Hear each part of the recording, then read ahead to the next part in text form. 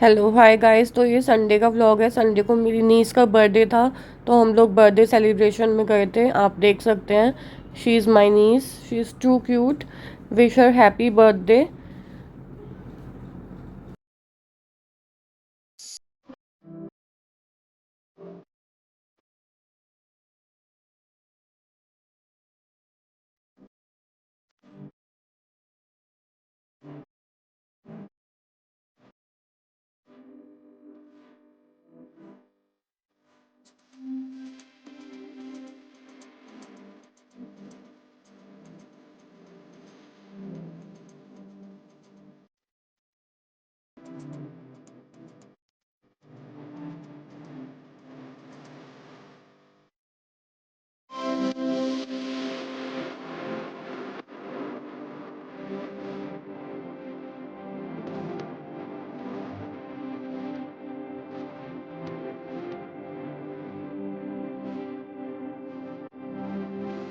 तो गाइस, जब हम हमारी नीस के बर्थडे से वापस आ रहे थे, आप देख सकते हैं वेदर कितना ऑसम हो रहा है। It was raining all the time. आप देख सकते हैं किस हिसाब से बारिश हो रही है। बहुत ही मज़ा आ रहा था वापसी में। Enjoy the journey.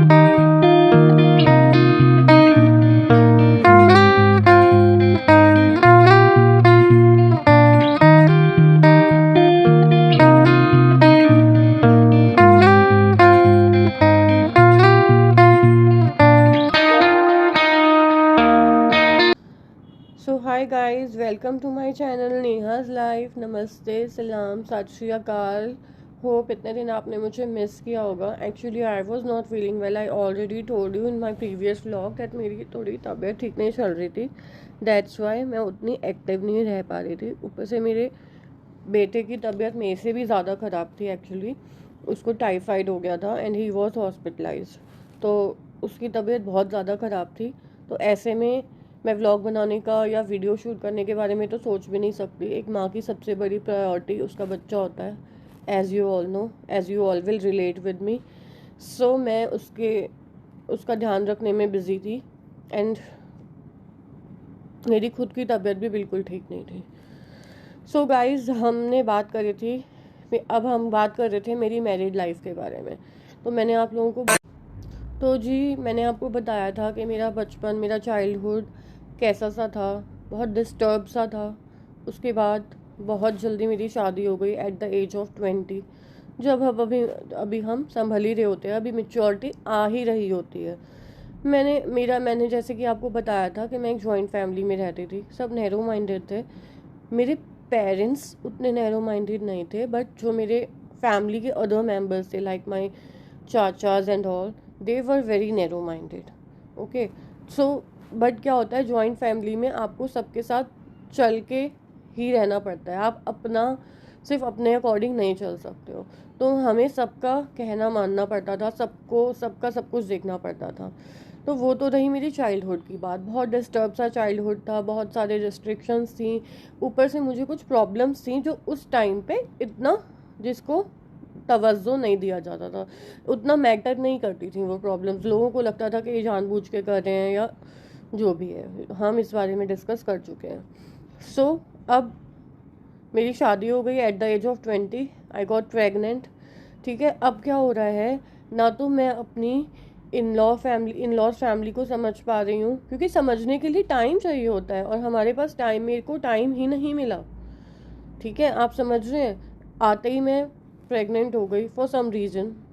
I tell you later क्या रीज़न था। प्रेग्नेंट हो गई। उसके बाद अब मैं या तो अपनी फैमिली को समझूं, या अपने आप को संभालूं, या अपने बच्चे को संभालूं। मेरी तबीयत उस टाइम पे बहुत ख़राब रहती थी। मुझे रेगुलर रेगुलर वॉमिटिंग्स आना, मसालों की स्मेल से प्रॉब्लम होना, बहुत प्रॉब्लम्स होती थी। मुझे किसी ने भी अगर कुछ बोल दिया तो मैं अपने कमरे में जाके सारा दिन रोते रहना, कुछ खाना नहीं, कुछ पीना नहीं। उस टाइम पे मुझे ये समझ नहीं थी कि जो ये मैं अब कर रही हूँ, इसका जो रिजल्ट है वो सिर्फ मैं, मेरा बेटा या मेरा हस्बैंड भुगतेंगे। मुझे समझ नहीं थी, मैं मैच्योर नहीं थी उतनी। तो मैं क्या करती थी, मैं पूरा पूरा दिन कुछ खाती नहीं थी, अपने कमरे में लेटी रहती थी। मेरे हस्बैंड मुझे समझते थे, लेकिन वो पूरा दिन तो मेरे पास नहीं रह सकते थे, उनकी भी जॉब थी, वो सुबह चले जाते थे। उसके बाद अगर मुझे किसी ने इतना सा भी कुछ बोल दिया तो मैं रिएक्ट तो नहीं करती थी, बट मैं अपने रूम में जाके लेट जाना, तो अपने रूम में जाके लेट जाना, कुछ खाना नहीं, कुछ पीना नहीं, सारा सारा दिन रोते रहना। मुझे नहीं पता था कि मेरे इस बिहेवियर के कारण मेरा बच्चा सफ़र कर रहा है, और मुझे कोई किसी ने समझाने की कोशिश भी नहीं करी, मुझे कोई समझाता भी नहीं था, क्योंकि सबको समझने में टाइम लगता है। उधर मेरी इन लॉज फैमिली मुझे समझ रही थी, मैं उन्हें समझूं उतना, लेकिन हमारे पास टाइम ही नहीं था कि हम एक दूसरे को समझ पाए। सारा सारा दिन भूखे रहना, कुछ ना खाना। जब मेरे हस्बैंड को पता लगता था तो वो मेरे लिए कुछ ना कुछ हर बार बाहर से ले आते थे। लाइक मुझे उस टाइम पे डोसा बहुत अच्छा लगता था, मुझे चिप्स वगैरह बहुत अच्छे लगते थे। तो मैंने अपनी ज़्यादातर प्रेगनेंसी जर्नी में डोसा, चिप्स और ये सब भी बहुत बहुत खाया है। क्यों? क्योंकि खुद कुक करती थी तो प्रॉब्लम होती थी, और कोई अगर मुझे कुछ देता बना, मुझे किसी को कुछ बोलना अच्छा नहीं लगता था कि मेरे लिए ये कर दो या कुछ भी कर दो, वो मेरी नेचर नहीं थी। आपको पता है कि मैंने आपको सबको बताया कि मैंने आप सबको बताया कि मैं एक इंट्रोवर्ट चाइल्ड थी, तो मैं किसी को कुछ बोलती नहीं थी कि मेरे लिए कुछ कर दो या मेरे लिए कुछ बना दो। मैं अपने रूम में आ जाती थी, और रात को जब मेरे हस्बैंड आते थे तो वो मेरे लिए कुछ लेके आते थे, मुझे पैम्पर करते थे, मुझे खिलाते थे। And that's how my pregnancy journey went. अब क्योंकि मेरी तबीयत बहुत ख़राब रहती थी और उतना कोई मेरे को समझता नहीं था, ना मैं ही किसी को समझ पा रही थी, तो प्रॉब्लम दोनों तरफ से थी। तो अब क्या होता है, सेवन्थ मंथ में ही एट्थ मंथ में ही मुझे पेन स्टार्ट हो गया। तो एट्थ मंथ में ही मुझे हॉस्पिटल में एडमिट होना पड़ा। मेरे बच्चे की प्री मैच्योर डिलीवरी हुई। क्यों? क्योंकि मेरा बच्चा मेरे को पेट में, मेरे को फील हो रहा था कि मेरा बेबी मूव नहीं कर रहा है। तो बेबी मूव नहीं कर रहा है तो डॉक्टर्स ने बहुत कोशिश करी कि बेबी मूव कर ले, बट नहीं। पहले के टाइम में 8 मंथ में प्रेगनेंसी होना इट्स वेरी रिस्की। आजकल तो हमारे पास इतनी फैसिलिटीज़ आ गई हैं कि आजकल इट्स वेरी रियली पॉसिबल, आजकल इट्स नॉर्मल, बट उस टाइम पे उतनी फैसिलिटीज़ नहीं थी। बहुत रिस्की माना जाता था अगर 8th मंथ में आपकी डिलीवरी होती है तो। 8th मंथ में मुझे पेन्स हो गए, पेन्स नहीं हुए एक्चुअली। 8th मंथ में मेरे बेबी ने पेट में मूव करना बंद कर दिया, तो मेरे अल्ट्रासाउंड हुए, डॉक्टर्स ने बहुत कोशिश करी कि बेबी मूव कर ले, बट नहीं, बेबी मूव नहीं कर रहा था। तो ऊपर से मेरी हालत बहुत ख़राब थी। लोग प्रेगनेंसी में वेट गेन करते हैं, मैंने वेट रिड्यूस किया था। I was just 56 kg when I was at 8th month of my pregnancy. ठीक है, तो मैंने बहुत ज़्यादा वेट लूज़ कर लिया था। वही रीज़न, क्योंकि हर वक्त उदास रहना, कुछ खाना नहीं, कुछ पीना नहीं, बिल्कुल भी मैच्योरिटी नहीं थी, और किसी ने समझाया भी नहीं। चलो एनीवेज, 8th मंथ में मेरा बेटा डिलीवर हुआ। He was just 1 kg 600 grams baby boy हुआ मेरा, 1 किलो 600 ग्राम का। 1 किलो 600 ग्राम आप समझ सकते हैं कि इट्स वेरी रिस्की, क्योंकि it's not a healthy baby almost 3 kgs का होता है। ठीक है, मेरा 1 किलो 1 kg 600 ग्राम का बेबी हुआ। उसको NICU में रखा गया। क्यों? क्योंकि बेबी वीक था। बेबी को अभी NICU में रखने की बहुत ज़रूरत थी, क्योंकि बेबी का वेट बहुत कम था according to doctors, and obviously 1 kilo 600 gram बहुत कम वेट होता है। तो 15 डेज़ मुझे हॉस्पिटल में रहना पड़ा, क्योंकि डॉक्टर पहले जब बेबी होता है तो उसको कुछ सूजन भी होती है, कुछ स्वेलिंग होती है। तो लूज़ करके मेरा बेबी जो था, मेरे बेबी का जब स्वेलिंग लूज़ हुई तो वो सिर्फ 1 kg का रह गया था। तो डॉक्टर्स बहुत वरीड थे, तो मुझे 15 दिन के लिए छुट्टी नहीं मिली। 15 दिन मुझे वहीं रहना पड़ा हॉस्पिटल में। सो मेरा बेटा, मेरी प्रेगनेंसी, मेरी जो डिलीवरी हुई थी वो इरविन हॉस्पिटल में हुई थी। तो ड्यूरिंग दीज 15 डेज़ मैंने क्या झेला, और मेरे साथ एक इंसिडेंट भी हुआ जो मैं शेयर करना चाहूँगी। एक डॉक्टर ने मुझे बहुत बहुत ज़्यादा हरास किया, वो भी मैं आपको बताऊँगी, लेकिन अपने नेक्स्ट ब्लॉग में।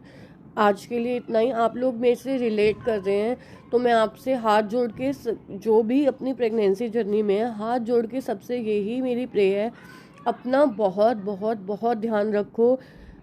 आपका और आपके जो भी प्रॉब्लम होगी आपको और आपके बेबी को झेलनी है, कोई नहीं आता है, ठीक है। सब फिर आगे जाके ये पूरी लाइफ के लिए आपके लिए प्रॉब्लम है। स्कूल में प्रॉब्लम, हर जगह प्रॉब्लम, क्योंकि अगर बच्चे में कोई प्रॉब्लम है तो आप एज अ पेरेंट्स आप ही को झेलना है।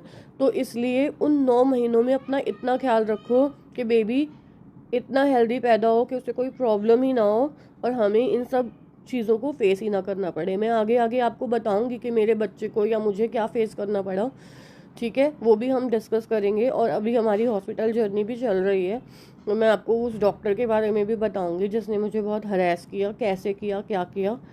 लेकिन मैं अभी फ़िलहाल सबसे ये लास्ट में मेरी यही सबसे प्रार्थना है कि अगर आप प्रेग्नेंट हैं अपना बहुत ध्यान रखो। सारी दुनिया को छोड़ दो, सारी दुनिया एक तरफ, आप और आपका बच्चा एक तरफ। अपना बहुत बहुत बहुत ध्यान रखिए, अच्छा खाइए, जो आपका मन करता है खाइए, किसी की मत सुनिए, सिर्फ अपने डॉक्टर की और अपनी सुनिए। आपको जो जैसे अच्छा लगता है, आपको ट्रैवल करना है, आपको जो भी करना है, take your doctor's advice and do travel, be happy. बस आपको खुश रहना है किसी भी तरह। आपका बच्चा भी तभी हेल्दी और खुश होगा अगर आप खुश होगे। तो आप ये याद रखो कि आप एक 9 महीने एक बच्चे को पैदा कर रहे हो, तो ये आपके ऊपर बहुत बड़ी रिस्पॉन्सिबिलिटी है उस बच्चे का ध्यान रखना। अपना ध्यान, अगर आप अपना ध्यान रखोगे तो ही आप उस बच्चे का ध्यान रख पाओगे। So ladies, please please please take very good care of you. वैसे भी मैं देखती हूँ लेडीज़ हमेशा अपने आप को लास्ट में रखती हैं, सबसे पहले प्रायोरिटी उनकी फैमिली होती है या उनके बच्चे होते हैं। मैं नहीं कहती कि आप प्रायोरिटी मत दो, बच्चा सबसे बड़ी प्रायोरिटी है, फैमिली इज़ प्रायोरिटी, लेकिन आपके लिए भी बहुत आपकी लाइफ आपके लिए भी बहुत इम्पोर्टेंट होनी चाहिए। आप अपना ध्यान नहीं रखोगे तो आप अपनी फैमिली का या अपने बच्चे का ध्यान कैसे रखोगे। तो लेडीज़, अपने लिए मी टाइम निकालना इज़ रियली इम्पोर्टेंट। अपने लिए टाइम निकालो, अपनी जो आपको पसंद है, जो भी एक्टिविटीज़ आपको पसंद है, जो भी आपकी हॉबीज़ हैं, उन पे वर्क करो। It is really important. आप खुश रहोगे तो ही सब खुश रहेंगे। मुझे पता है कि हमारे ऊपर बहुत सारी रिस्पॉन्सिबिलिटीज़ का भार डाल दिया जाता है, लेकिन हम उन रिस्पॉन्सिबिलिटीज़ को निभाने के लिए हमें पहले उस काबिल बनना तो पड़ेगा ना। तो वो तो तभी होगा जब हम खुश होंगे, हम सेटिस्फाइड होंगे। अगर हम ही खुश नहीं हैं तो हम किसी को तो क्या ही खुश कर पाएंगे। So take good care of you. मैं आपसे नेक्स्ट व्लॉग में मिलती हूँ, तब तक के लिए बाय, नमस्ते, सत श्री अकाल।